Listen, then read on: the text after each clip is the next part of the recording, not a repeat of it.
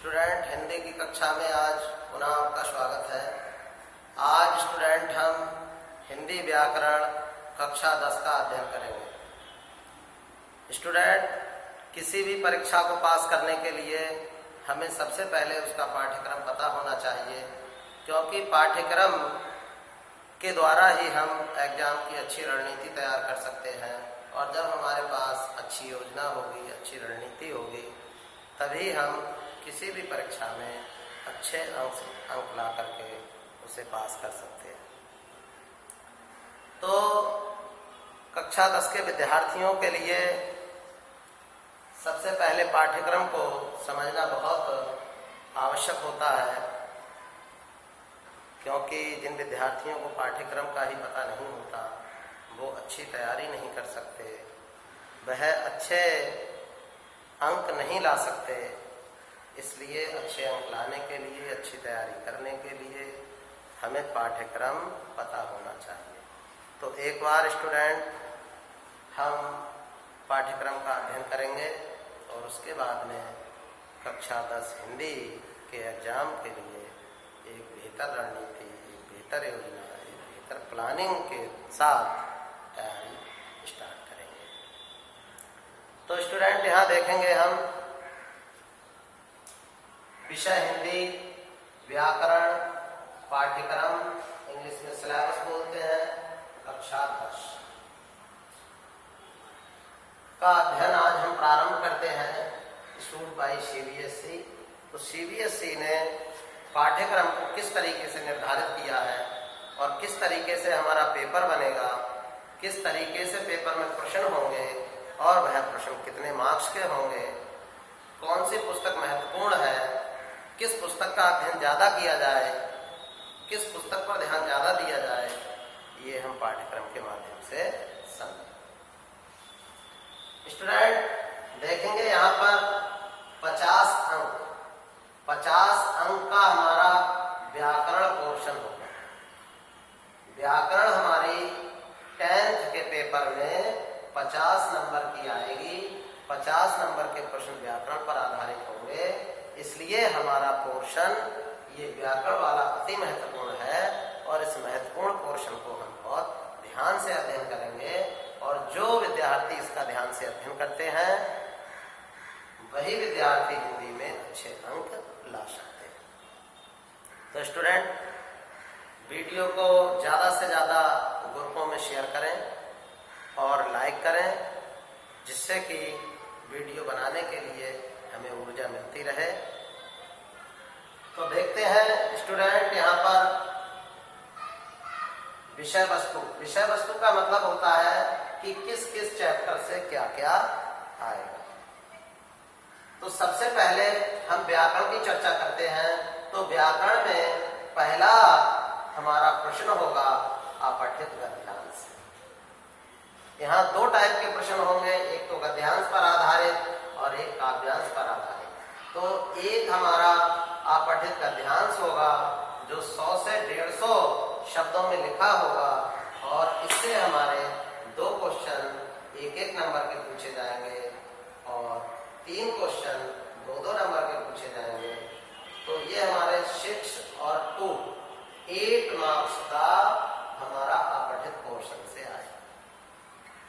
उसके बाद खा खंड में एक अपठित पद्यांश होगा जिसे हम काव्यांश भी कहते हैं। ये काव्यांश भी हमारा 100 से 150 शब्दों का होगा और इससे भी हमारे 3 प्रश्न 1-1 नंबर के पूछे जाएंगे और 2 प्रश्न 2-2 नंबर के पूछे जाएंगे। टोटल इसका भारांक होगा 7 अंक। अब देखेंगे 8 अंक में हो गया हमारा गद्यांश और 7 अंक में हो गया हमारा पद्यांश अर्थात काव्यांश और टोटल मिला के हमारा 15 नंबर का इस पोर्शन से पूछा है। तो स्टूडेंट, इस पोर्शन को अगर हम अपनी व्याकरण की बुक में गद्यांश और पद्यांश का अध्ययन करें और उनको सॉल्व करें तो मैं मानता हूं कि आप इस पोर्शन में 15 में 15 अंक प्राप्त कर सकते हैं। अब नेक्स्ट देखते हैं दूसरा पोर्शन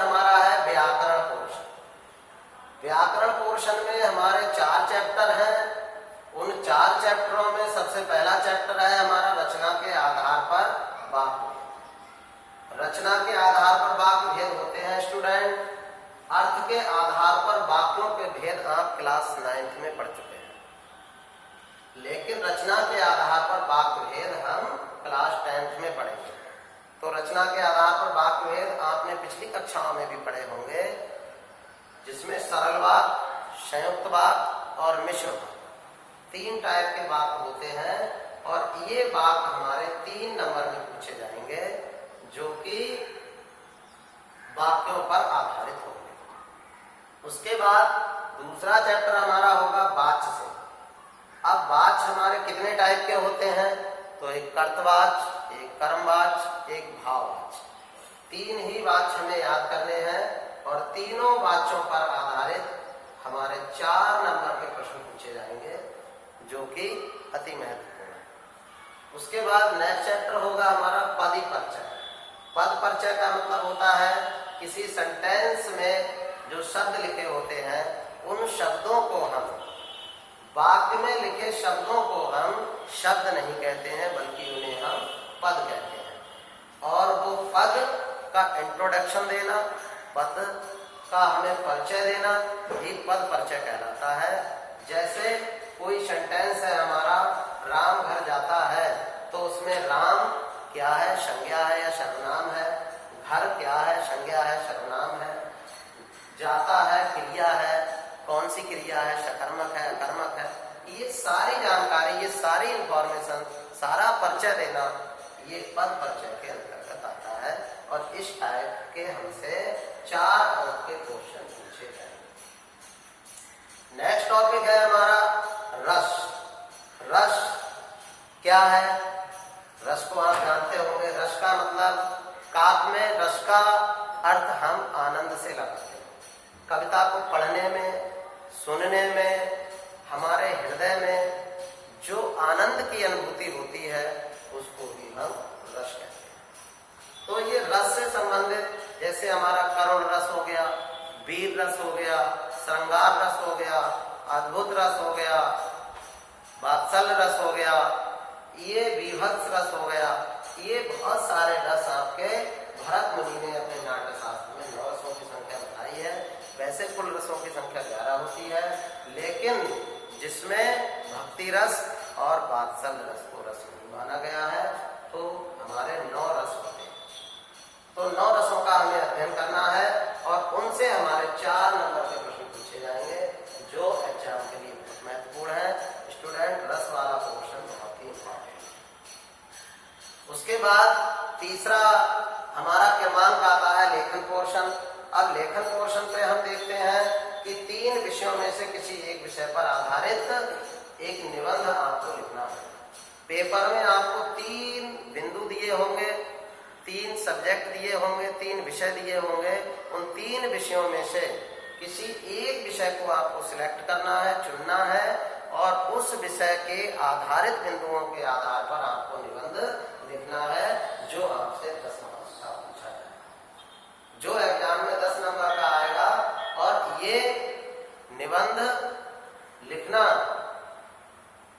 बहुत ही आवश्यक होता है, क्योंकि इसके भारांक सबसे ज्यादा होते हैं। अब देखेंगे लेखन पोर्शन में दूसरा टॉपिक हमारा होगा औपचारिक तथा अनौपचारिक विषयों पर पत्र लिखना। तो औपचारिक और अनौपचारिक विषय होते हैं हमारे 2। इन पर हमसे कोई एक पत्र लिखवाया जाता है।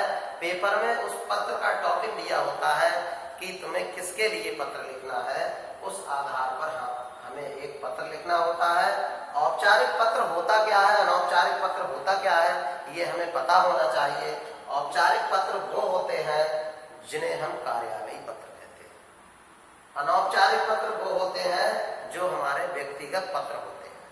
तो औपचारिक का मतलब कार्यालयी पत्र, ऑफिशियल पत्र, और अनौपचारिक पत्र मतलब व्यक्तिगत पत्र हमारे होते हैं। और इन दोनों टॉपिकों में से एक पत्र हमसे लिखवाया जाएगा, जो 5 नंबर है हमारे परीक्षा के पत्र। और स्टूडेंट, हम तीसरे विषय पर चलते हैं कि तीसरा टॉपिक हमारा लेखन में क्या है, विषय से संबंधित 25 से 50 शब्दों के अंतर्गत एक विज्ञापन लेखन होगा और उसका हमें विज्ञापन लिखना है चित्रों के माध्यम से, जिसको हम विज्ञापन लेखन टॉपिक के अंतर्गत लाते हैं।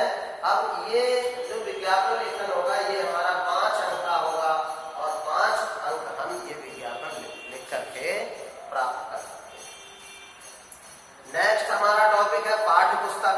तो पाठ्य पुस्तक जो हमारी है वो हमारे पास क्षितिज है, कृतिका है, इनसे संबंधित प्रश्न पूछे जाएंगे। ये होंगे 30 सवाल।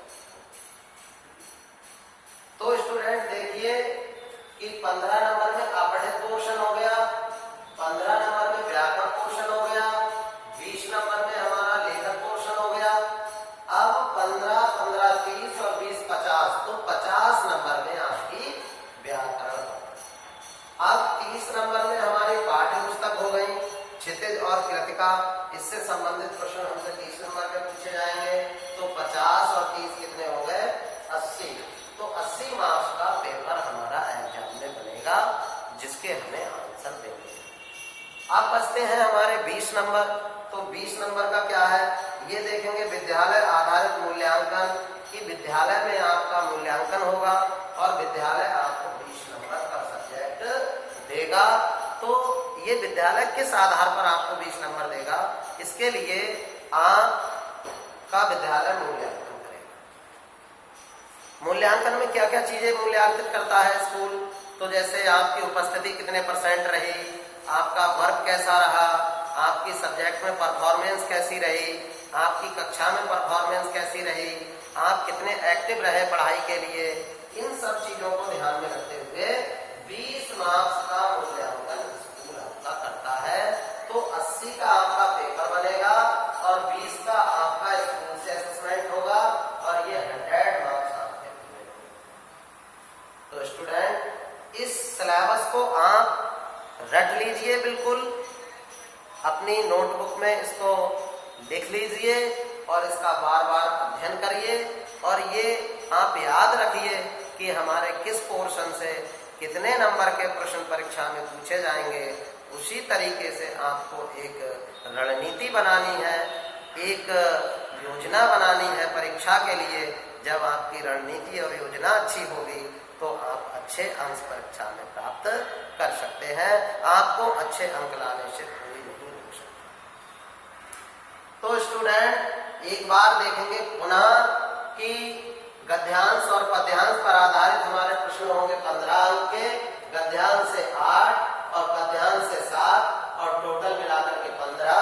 और उसके बाद में व्याकरण पोर्शन से वाक्यों पर आधारित प्रश्न होंगे 3 नंबर के, वाच्यों पर आधारित प्रश्न होंगे 4 नंबर के और पद परिचय हमारा इस पर आधारित प्रश्न होंगे 4 नंबर और रस पर आधारित प्रश्न होंगे 4 नंबर और टोटल होंगे हमारे 15 नंबर के प्रश्न। इन 15 नंबर में हमें इस 15 नंबर पर बहुत ध्यान देना है, क्योंकि व्याकरण के अंतर्गत ये पोर्शन सबसे ज्यादा कठिन होता है और इसका ही हमें बहुत अध्ययन करना है।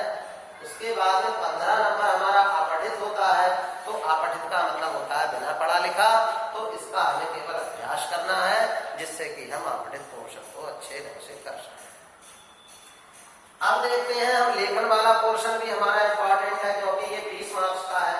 10 नंबर का निबंध आएगा, 10 नंबर 5 नंबर का पत्र लेखन आएगा और 5 नंबर का एक अनुच्छेद लेखन आएगा और टोटल मिलाकर के ये 20 नंबर का पोर्शन होगा, जिसको आपके लिए एग्जाम में लिखना ही लिखना है। जो स्टूडेंट इस पोर्शन को छोड़ देते हैं वो अच्छे मार्क्स नहीं ला पाते। तो स्टूडेंट हमें एक प्लानिंग, एक रणनीति के साथ एग्जाम में उपस्थित होना है कि हम किस तरीके से कौन सा क्वेश्चन किस टाइम और कितने समय में करें, जिससे कि कोई क्वेश्चन हमारा छूटे नहीं। अब देखते हैं क्षितिज है, कृतिका है, इससे संबंधित प्रश्न हमारे 30 नंबर के होंगे। तो 30 नंबर के प्रश्न हम तभी कर सकते हैं जब हम इन बुकों का अध्ययन करेंगे। तो 30 और 50 हमारे 50 अंक व्याकरण के और 30 अंक हमारे पाठ्य पुस्तकों के, ये 80 नंबर का हमारा पेपर बनेगा और 20 नंबर हमें स्कूल से मिलेंगे।